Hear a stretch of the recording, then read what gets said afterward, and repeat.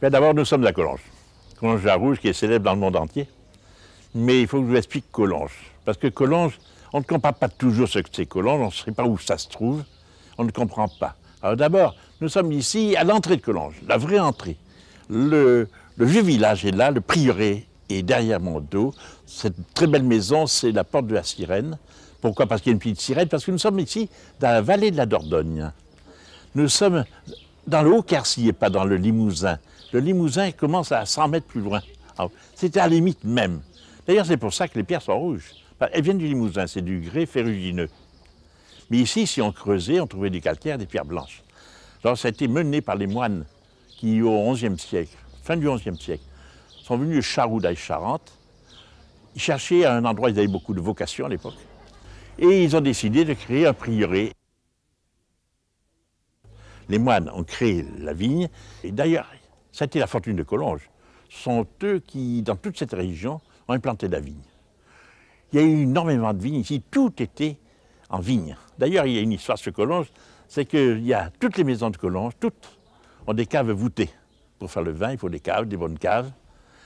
Sauf deux maisons n'ont pas de caves voûtées, deux.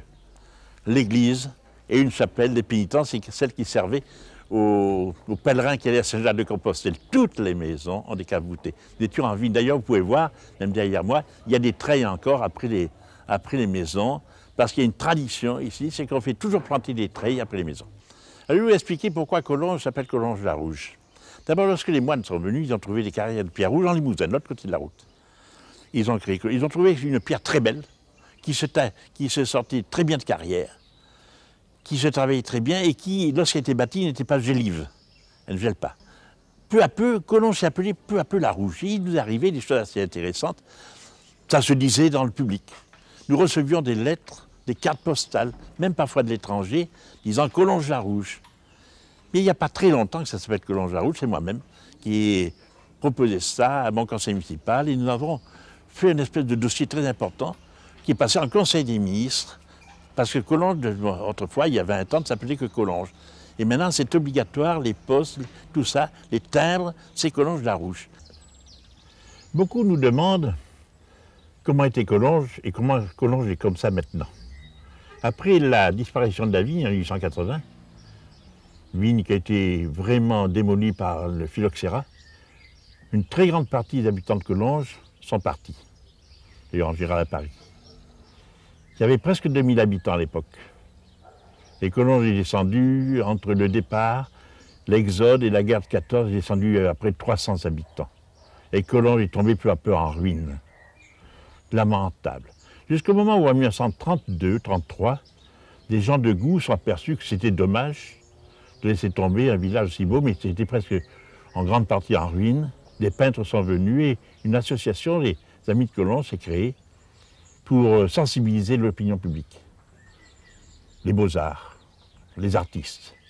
Et ils ont fait une très belle œuvre, ils ont remis en état une chapelle qui était presque démolie et qui servait de lieu de rencontre pour les pèlerins de Saint-Jacques-de-Compostelle, puisque nous sommes d'ici une des étapes, une grande étape sur le grand pèlerinage Saint-Jacques-de-Compostelle.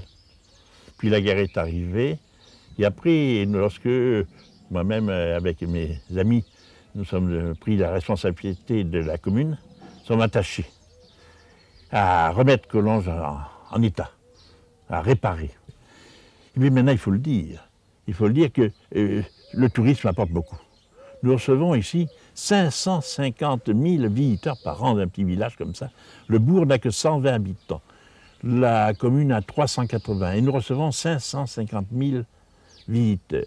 Et ces visiteurs, quand même, ont permis de développer le commerce, l'artisanat, permis à certains agriculteurs qui font des produits de qualité de rester.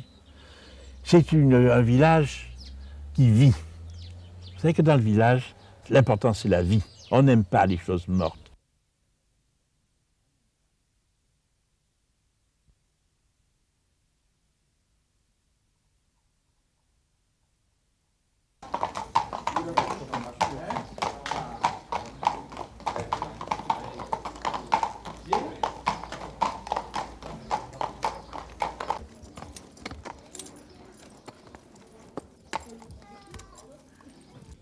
Pour voir Collonges, Il faut, dit-on, 20 minutes, 20 heures, 20 jours, 20 mois, 20 ans.